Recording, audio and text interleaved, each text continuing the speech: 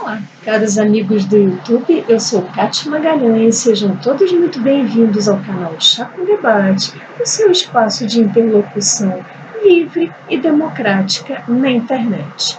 Hoje, ainda na esteira dos eventos de ontem e anteontem acerca do conflito Moro versus Bolsonaro, traremos aqui dois exemplos que mostram muito bem, a meu ver, como vários setores, várias parcelas da nossa sociedade brasileira insistem em refutar fatos, insistem em virar as costas para a realidade objetiva.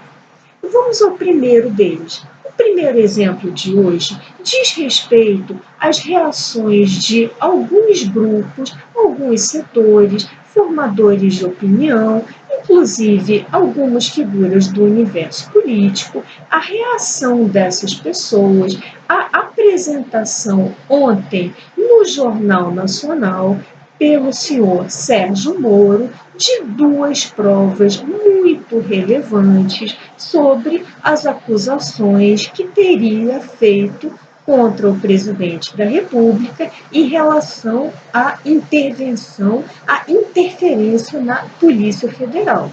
E que provas eram essas? Tratava-se de provas documentais, de documentos, ou seja, de prints de conversas de WhatsApp.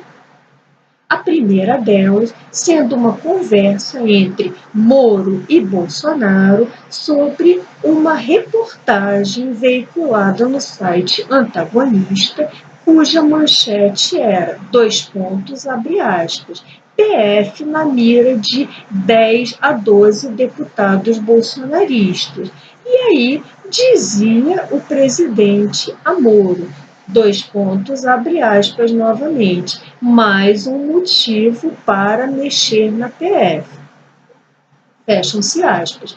Essa foi uma robusta prova apresentada ontem mesmo, no calor dos fatos, pelo senhor Moro, demonstrando a veracidade de tudo que havia narrado ao longo de sua entrevista coletiva, ou seja, de que o presidente efetivamente desejava, ansiava por mexer na cúpula da Polícia Federal.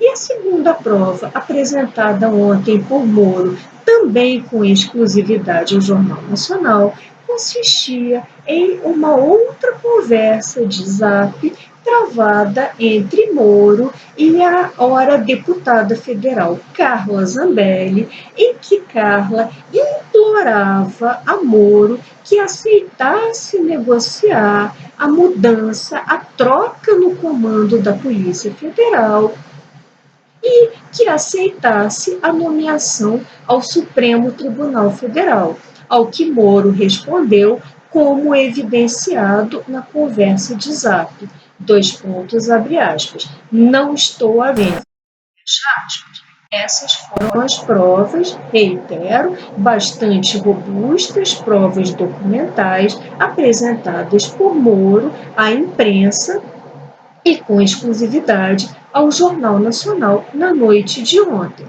E qual foi a reação dos grupos mais fanatizados, dos grupos mais intimamente ligados ao presidente? Por um acaso, eles refutaram a veracidade, a autenticidade dessas provas, dos prints, das conversas de zap, das ligações telefônicas? Não, não. Pelo contrário, nada falaram sobre a autenticidade das provas em si. E aí vemos, sobretudo nas redes sociais, vários desses grupos se manifestando sobre fatores bastante aleatórios que nada têm a ver com os fatos debatidos nessa controvérsia Moro versus Bolsonaro. Por quê? Porque esses grupos se prendem, a meu ver, principalmente a duas linhas. Um determinado grupo, inclusive capitaneado por uma deputada federal no Twitter, que sustenta a suposta popularidade ainda bastante elevada de Bolsonaro. Vão ao Twitter e vocês vão ver enquetes ou supostas enquetes em tweets de pessoas muito ligadas ao governo, mostrando essa popularidade do presidente da República. E um segundo grupo, que eu chamaria de um grupo mais ideológico, começa a tecer divagações, a tecer suposições sobre um possível embate ideológico envolvendo a figura Moro. E aí me refiro especificamente ao senhor Olavo de Carvalho, já muito comentado neste canal, que colocou em seu Twitter ontem, afirmou com todas as letras, diante dessas provas trazidas, que, dois pontos, abre aspas, Moro nunca foi anticomunista, Moro era antipetista, o que é diferente. Fecha aspas. E aí me pergunto eu, o que tem a ver, qual a relação entre petismo, comunismo, ideologia de qualquer viés que seja e os fatos. Quais são os fatos, quais são os dois fatos efetivamente envolvidos nessa controvérsia Moro-Bolsonaro? Vamos começar por identificá-los. São dois. Um é a possível interferência política do presidente da República na Polícia Federal, e o segundo fato seria um eventual uso da figura do diretor-geral da PF como meio de barganha para alcançar o STF. Dois fatos envolvidos nessa controvérsia, envolvidos nessa lide, como mostrei no vídeo de ontem. E aí me pergunto eu, qual a relação, qual a conexão entre esses dois fatos bastante objetivos e supostas discussões, supostas divagações no plano ideológico? Entendo que não haja correlação alguma, entendo apenas que, na impossibilidade, talvez, de contestar provas bem objetivas, bem materiais, as pessoas se percam em divagações e elucubrações totalmente descabidas no presente momento. E agora vamos ao segundo exemplo de negação da realidade objetiva dos fatos, talvez até mais grave que os primeiros exemplos. Que exemplo é esse? A que me refiro? A peça do nosso Procurador-Geral da República, Augusto Aras, requisitando ao Supremo a abertura de inquérito para a investigação de possíveis crimes que teriam sido cometidos de ambas as partes, tanto pelo presidente da República quanto pelo senhor Moro. Hoje pela manhã, me dei ao trabalho de ler por inteiro a promoção, a petição, digamos assim, que se tratando de Ministério Público se chama de promoção. Li a petição por inteiro, li as 12 páginas do senhor Aras e gostaria de tecer alguns comentários, suscitar algumas reflexões com vocês. Bom, após transcrever na íntegra todo o teor da entrevista coletiva concedida ontem por Moro, o senhor Aras requer ao Supremo a abertura de inquéritos para a investigação de possíveis crimes de falsidade ideológica, e aí temos do lado do presidente da República, talvez tenha sido mesmo praticada falsidade ideológica, devido a uma publicação no DO com a assinatura de um ministro que só veio a saber da prática desse ato com a própria publicação no DO, então talvez tenha havido mesmo alteração do teor de um documento público. Temos aí possível crime de advocacia administrativa, que é a busca de a interferência do poder político para a obtenção de vantagem própria. Temos alguns crimes, mas não é propriamente sobre eles que eu gostaria de falar. Esses foram crimes que supostamente teriam sido imputados por Moro a Bolsonaro, quando afirmou que o presidente desejava, não só desejava, como ansiava, por mexer na Polícia Federal.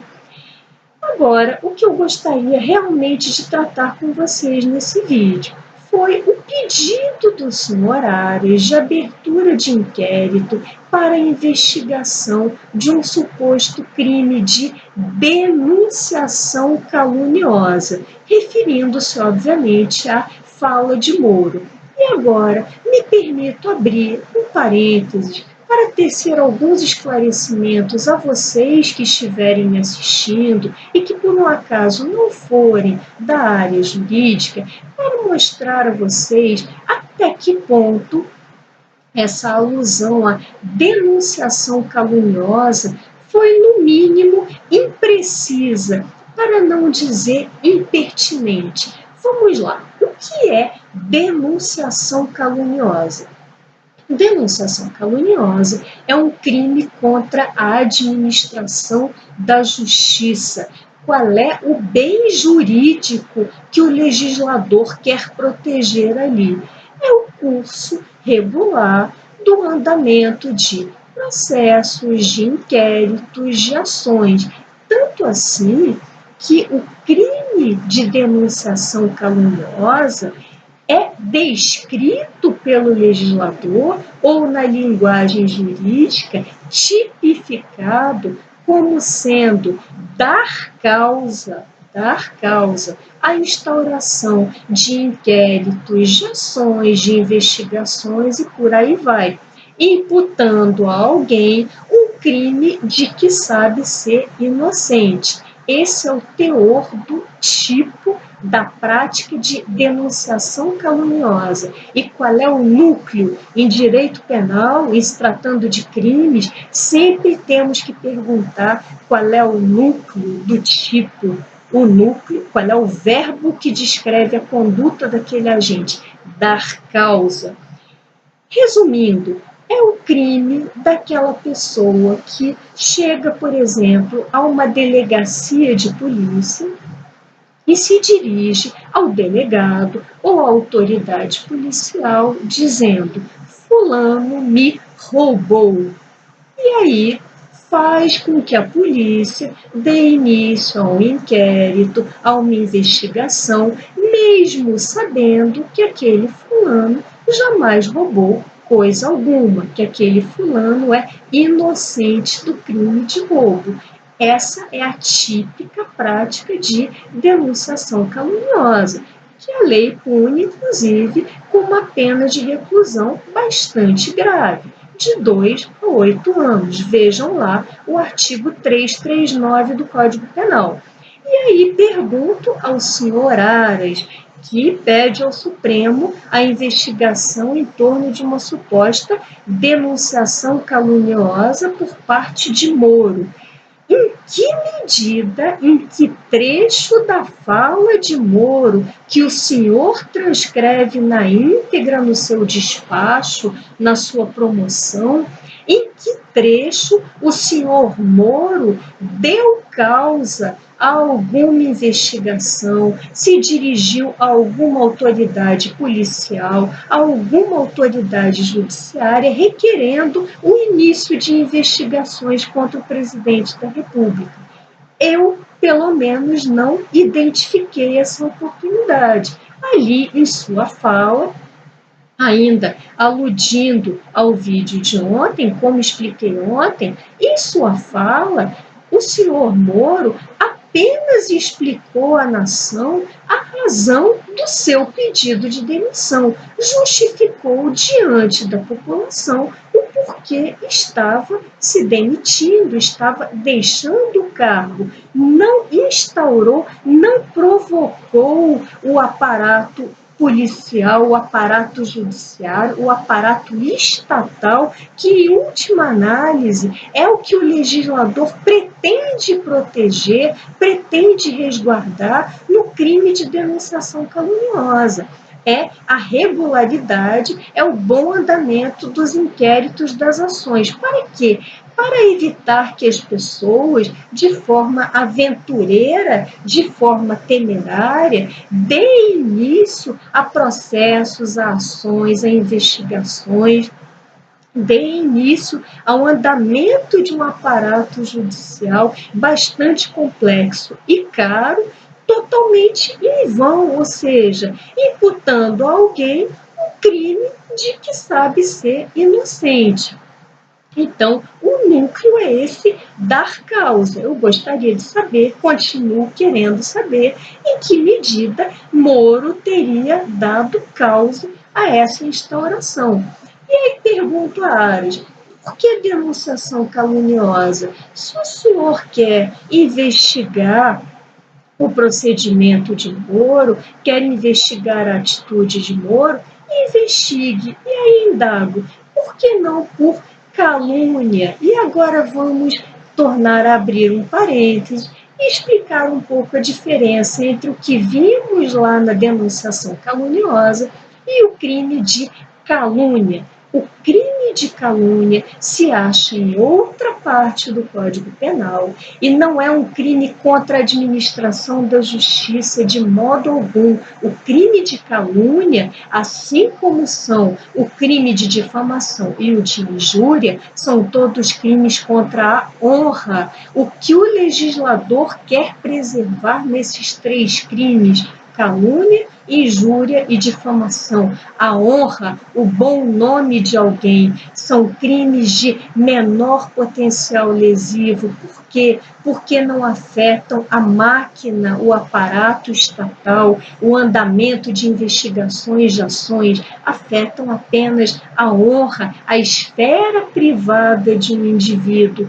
Tanto assim que, em relação a esses três crimes dos quais acabei de falar, calúnia, injúria e difamação, diz a lei penal que só se procede mediante queixa. E o que o legislador quer dizer com isso é que, diferente de quase 95% dos crimes que temos no Código Penal, nesses casos de calúnia, injúria e difamação, não é o Ministério Público que ingressa, que entra com a ação penal, mas sim a pessoa lesada, a pessoa que tiver sido vítima daquela calúnia, para ficarmos só no caso da calúnia, que é o que mais nos interessa. Então, a pessoa foi afetada na sua honra, só ela tem legitimidade para entrar em juízo contra o seu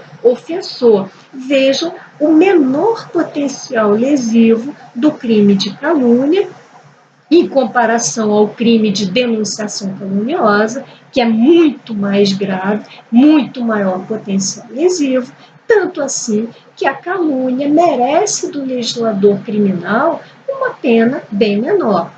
E aí me pergunto, por que essa suposta confusão terminológica incorrida pelo senhor Aras teria sido ignorância da lei, ignorância ou má fé? Não sei, acho muito difícil imputar a um procurador-geral da República, alguém que deveria ter notório saber jurídico, ignorância da lei, mas incorreu, no mínimo, numa enorme imprecisão, que pode passar despercebido aos olhos dos leigos, mas aos olhos de alguém que tenha cursado pelo menos 2 anos de uma faculdade de Direito, é claro que saltam aos olhos, passam bastante percebidos. E aí nos indagamos por que essa distorção, inclusive de conceitos jurídicos. E aí chegamos à pergunta inicial desse vídeo: por que certas pessoas, certas categorias da nossa sociedade insistem em refutar fatos, insistem inclusive em distorcer um conceito jurídico, talvez para a manutenção das suas crenças cegas, apesar da realidade objetiva, virando as costas para os fatos? Me pergunto pergunto por quê e gostaria muito de ouvir a opinião de vocês a respeito. Daí, ainda me encaminhando para uma conclusão, acho que todos esses exemplos mencionados hoje aqui nos levam à importância de deixarmos esse fundamentalismo, perdão, de deixarmos de lado essas crenças arraigadas e passarmos a nos dedicar um pouco mais ao estudo, ao aprofundamento das coisas. Talvez essa mudança de paradigma talvez nos leve a ser uma sociedade mais dedicada, uma sociedade mais séria, que em vez de se dividir em verdadeiros times e verdadeiras tribos, realmente passe a abordar as questões no seu cerne, à luz da ciência, inclusive da própria ciência jurídica, e não das suas crenças fanáticas.